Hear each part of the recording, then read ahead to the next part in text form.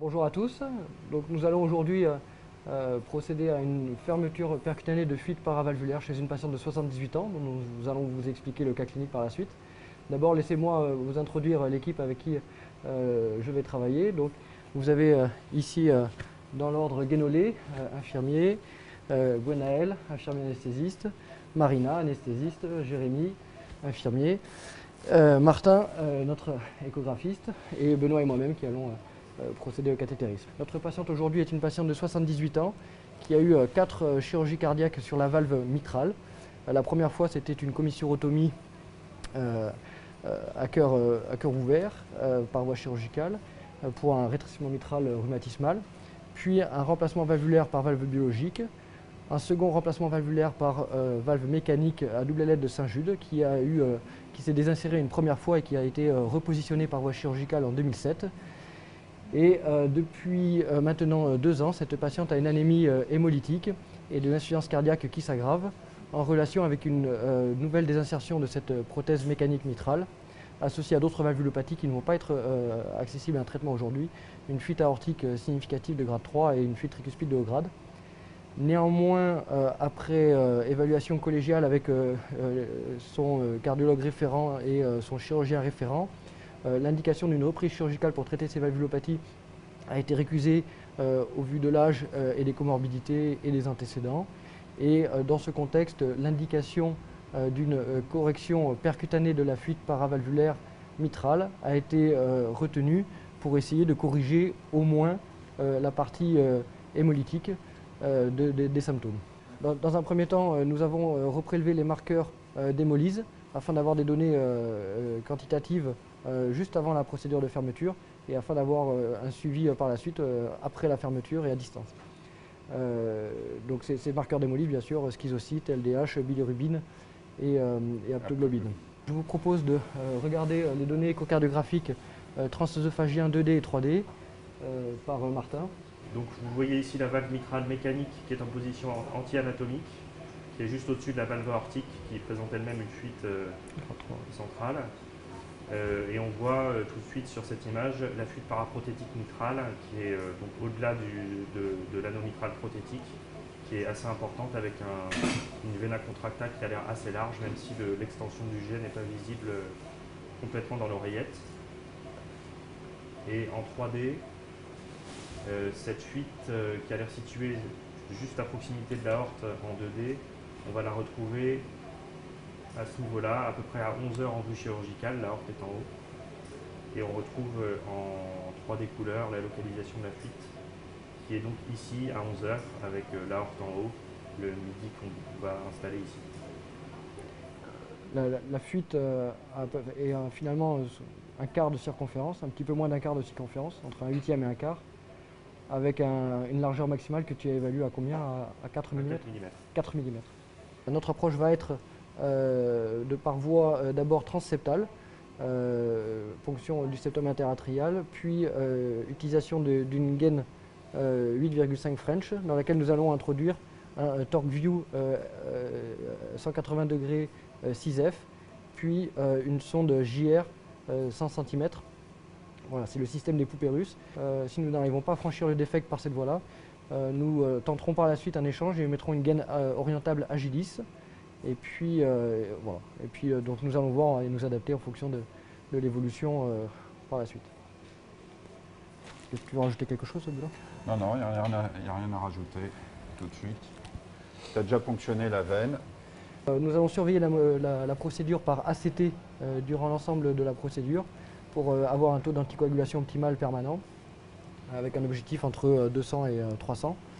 Un autre élément intéressant que nous pourrons vous montrer, c'est que nous avons repéré aussi la fuite par un scanner et avec reconstruction par le logiciel Trimension, nous avons localisé la fuite de même et les incidences de travail optimales pour essayer de localiser la fuite et de la franchir. Donc ces incidences de travail vont être l'OAD 30 pour avoir une vue de profil de la valve avec un défect qui serait situé au-dessus et OAG 60 caudal 30 pour avoir une vue en face de la valve par vue ventriculaire, éventuellement en complément.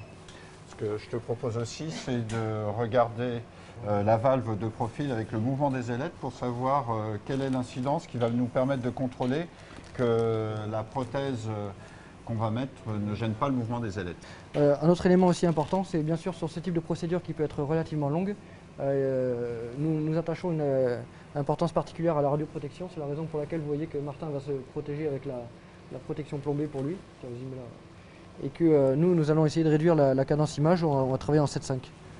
En 7,5 images secondes pour essayer de diminuer au maximum l'irradiation. Donc nous allons essayer de faire une ponction transseptale qui sera plutôt basse et postérieure pour se donner le maximum d'accès vers le toit de l'oreillette. Finalement, comme cette fuite se situe pas loin de l'endroit où se situe l'auricule habituellement, on peut imaginer que c'est un peu au même endroit qu'il faut faire la ponction transseptale. Voilà. Ouais. Ça te va ou pas? Ouais, ça me paraît. POG qui est élevé, qui est à 18 mm de mercure. Ouais, donc voilà, système 8,5 French, on met le TorqueView LP TorqueView 180 degrés 6F. Je vais passer la 4F dessus, comme ça c'est lui pour voir. T'as de l'eau là. Merci.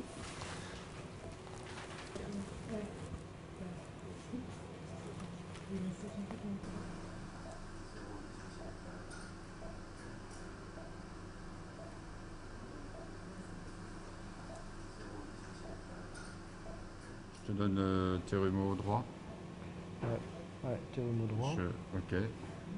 Alors là, dans cette phase-là, on a un repère radiographique, mais finalement, c'est Martin, avec l'échographie, qui nous dit si on est tout près et si on est en train de passer ou pas. Alors des fois, on voit mieux sur le biplan, mais des fois, en reconstruction 3D, c'est assez variable.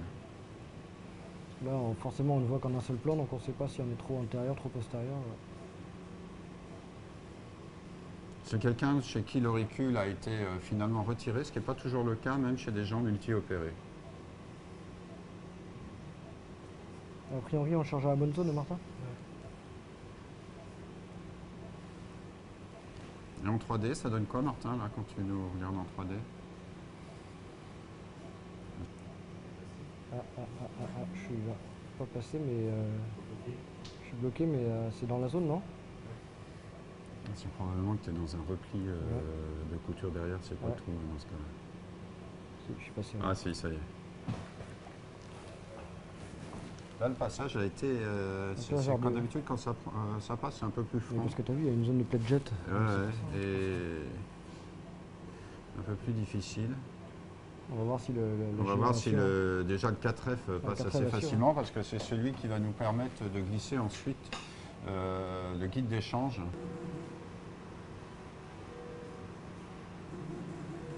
Voilà, ça y est, il est en train de passer. Ça c'est formidable. On essaye alors là de mettre le plus loin possible, au fond vers la pointe si possible. Il est là. Donc on va prendre maintenant le guide d'échange. Voilà, il est prêt. Alors. Donc c'est un emplatz stiff d'échange, extrémité extrémité souple de 7 cm pour bien se mouler dans le ventricule si possible et offrir le maximum de support. C'est pas dit que nous risquons sur ce petit orifice d'avoir des difficultés de franchissement de la gaine. Ouais, j'aurais préféré que ça se mette à côté. Là c'est un peu...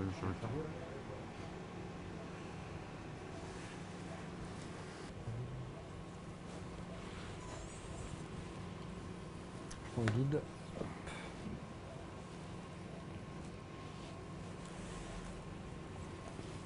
Tu pourras te remettre avec la valve derrière, là, si tu veux. Tu veux que je remette la valve? Non, il faut de passer comme ça, on verra ensuite. Donc on se donne un guide d'échange pour essayer d'avoir le maximum de support et pour permettre le franchissement avec le TorqueView. Voilà, oui, en approchant le... Voilà, Sébastien a approché la gaine de transseptale de 8,5F. Voilà, et c'est passé. Souvent, on a tendance à sous-estimer la taille. Il faut essayer de mettre la prothèse la plus encombrante. La plus encombrante pour le trou et la moins gênante pour les leaflets. En trouvant un compromis, taille de la prothèse, effectivement, et conflit avec les leaflets. On partira sur une prothèse CIV de 6, non? Par exemple, oui. Qu'est-ce que tu en penses, Benoît? Je sais, il y a un éternel débat entre Sébastien et moi. Moi, je préfère les CIA, Sébastien préfère les CIV, mais personne n'a la réponse. Je crois que c'est quelque chose de très difficile à résoudre. Et il faut, à mon avis, au moins 6, effectivement. CIV 6, oui. Au minimum.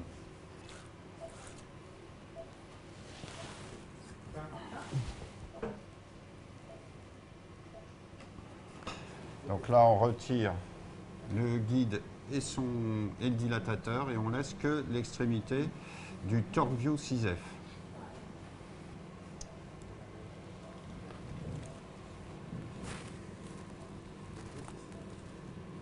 Tu veux que je te fasse flux contre flux? Bon, c'est bon. C'est bon. Donc on va se repérer à la fois sur la fluoroscopie et sur l'échographie pour le positionnement de la prothèse de part et d'autre du pertui paraprothétique. Donc là, on a la prothèse qui commence à passer à travers la gaine dans le pertui. Voilà. On va déployer le disque gauche dans le ventricule. Et alors le but c'est de reculer, de se plaquer contre la fuite et à ce moment-là de déployer la prothèse. Alors c'est visible à la fois avec la vue radiologique sur une valve mécanique. Donc là on nous voit arriver en et sur la vue échographique. On nous voit arriver en écho.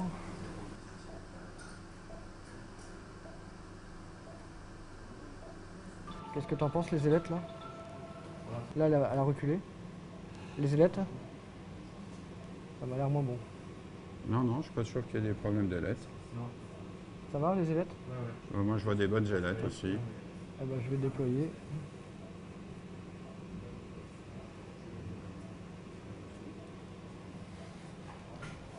Voilà. Donc la prothèse est déployée. On va maintenant donner vraiment toute l'attention à l'échocardiographie 2D et 3D pour voir le positionnement de la prothèse, la diminution éventuelle de la fuite et l'éventuel conflit avec les ailettes et la gêne au mouvement des ailettes.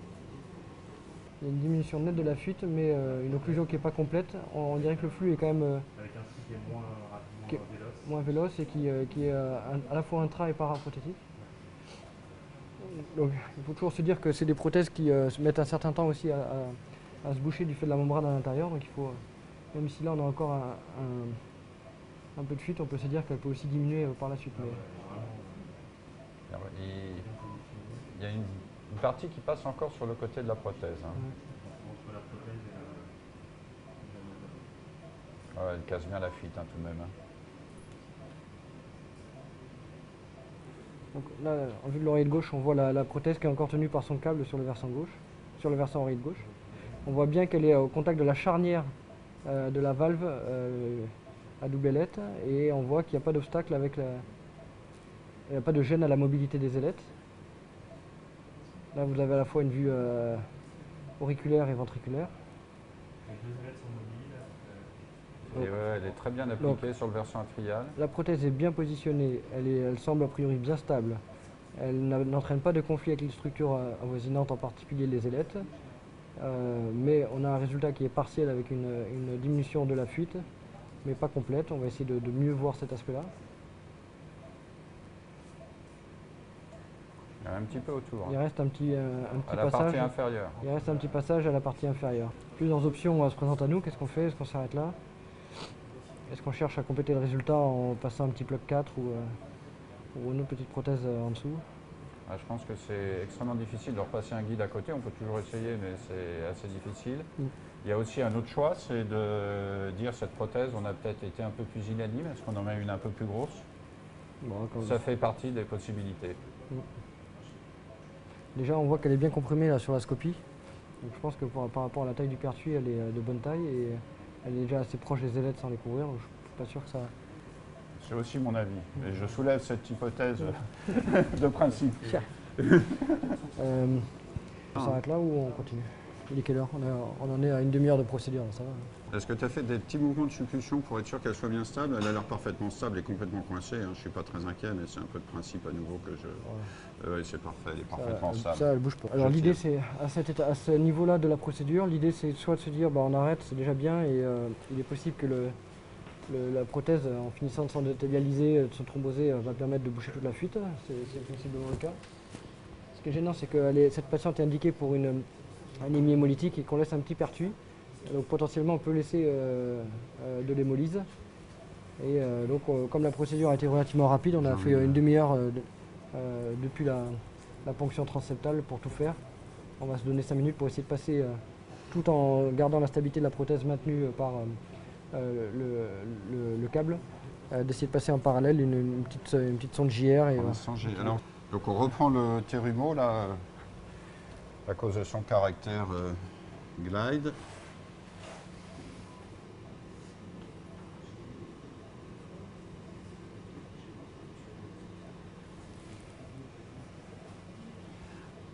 J'ai regardé l'heure, on n'a qu'à dire qu'on se donne 10 minutes pour essayer de faire ça. Parce qu'on a tout de même déjà un résultat assez sympathique. On aimerait bien avoir un... Et surtout chez cette dame, on ne veut pas prendre de risque. C'est une patiente qui est quand même très fragile, ça sert à rien de passer des heures.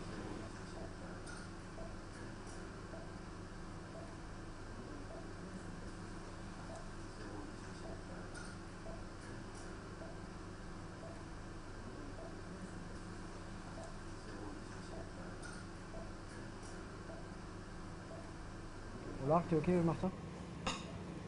Attends, ouais, tu nous filmes en train de... Tu essayes de voir le largage en 3D, là. C'est des fois, on arrive à le voir en 3D, ça a toujours un côté un petit peu... Allez, ok, je dévisse. Voilà.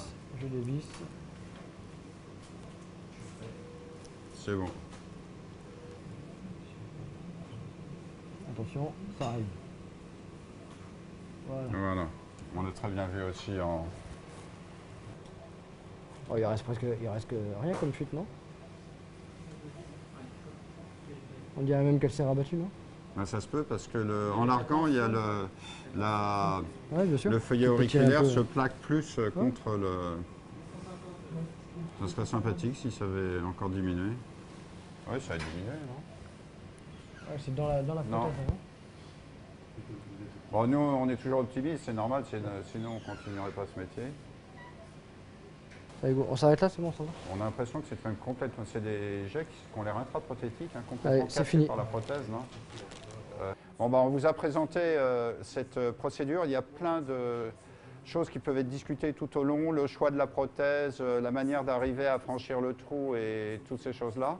En tout cas, dans les choses sur lesquelles on a fait attention, c'est notamment la dose de rayon. Et en temps de procédure, à partir du transseptal, il y a eu 50 minutes. Il faut être tout à fait franc, on a eu des procédures qui ont été beaucoup plus longues.